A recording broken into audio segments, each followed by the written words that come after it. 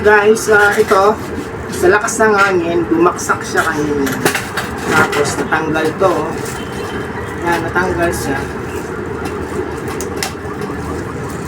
Natanggal pati itong spring niya. Ngayon, gagawin natin, ayun, nalaglag ulit. Ito, hinanap ko pa tong isang spring dito. Lumuda ko doon para makita ko.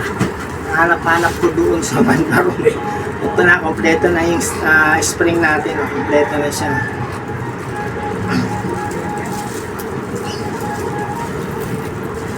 Bago sira na agad.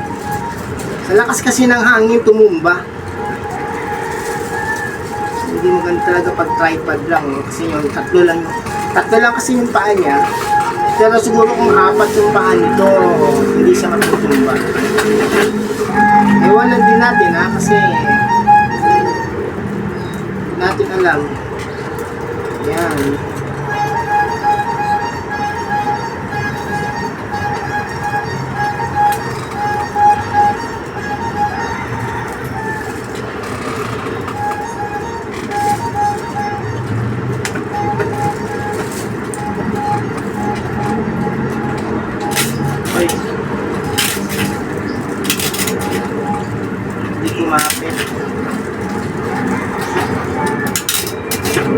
Ang kumapit na eh. Mabalik na. Ay, nalaglag.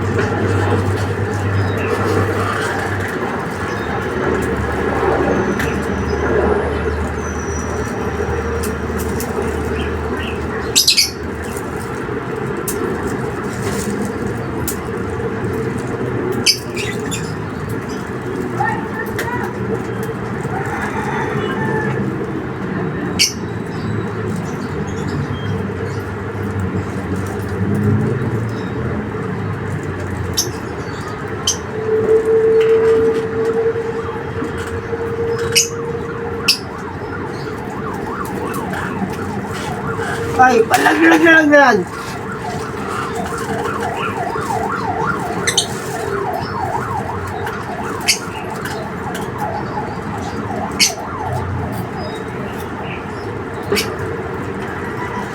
Hoy, nalaglag. Man, nakakaasal ha. Hirap gumawa nito. Ayan, kakabit natin. Ayan.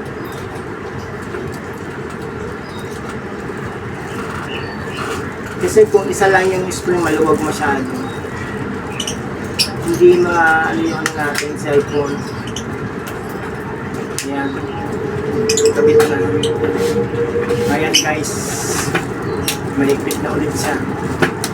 Kailangan lang natin kitang maigi para totally siya. Masigip na pwede natin ipitin ang ating cellphone. Nga natin. Ito guys yung cellphone. Naku, bumababa. Maluwag.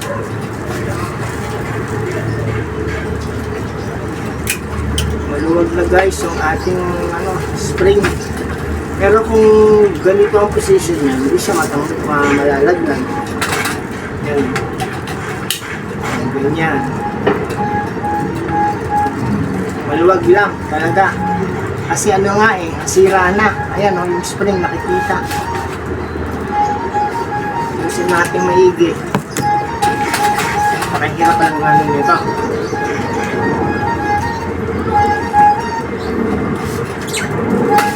Isin na lang natin sa base. Ayan, tanggalan natin sa base. Tapos ayusin natin maigi para maayos ang paglalagay ng natin.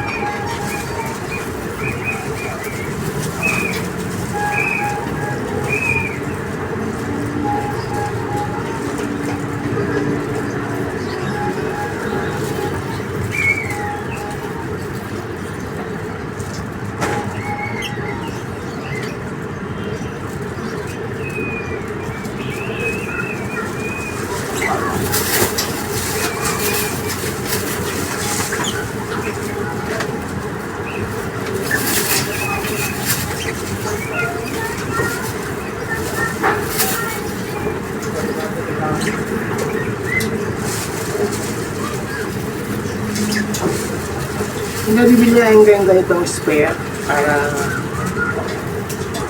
bibili lang tayo ng bago.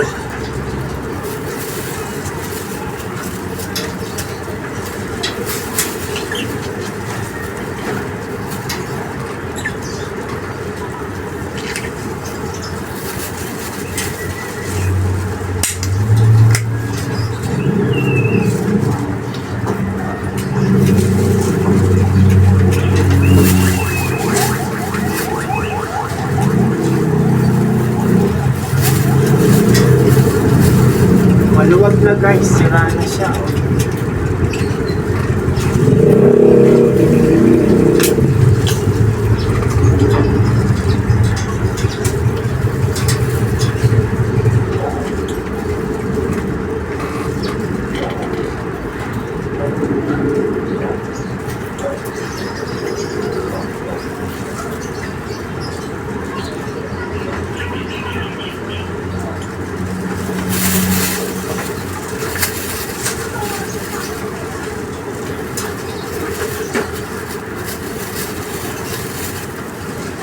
Sana maging okay pa rin.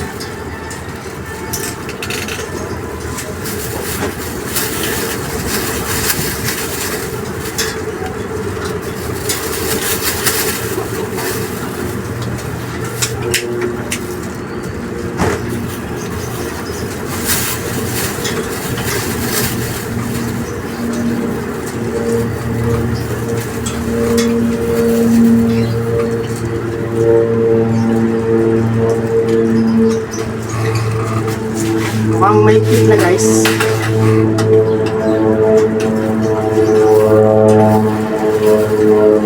Pwede na siguro.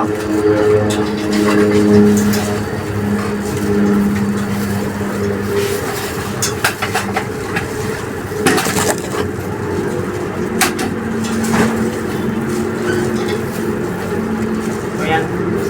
Kaso talagang maluwag siya. Kasi dito umaangat. Wala kita. Ito, umaangat siya parang hindi ayos ang gawa natin, pero titignan pa natin kung ano bang magagawa natin. Bumamak sa akin cellphone kasi manipis siya, pero itong ginagamit kong pagbibideo siguro kakasya siya kasi makapal yung casing niya. Wala kasing casing ito kaya manipis. Realme C21Y at yung ginagamit kong pag-video ay Redmi 13C.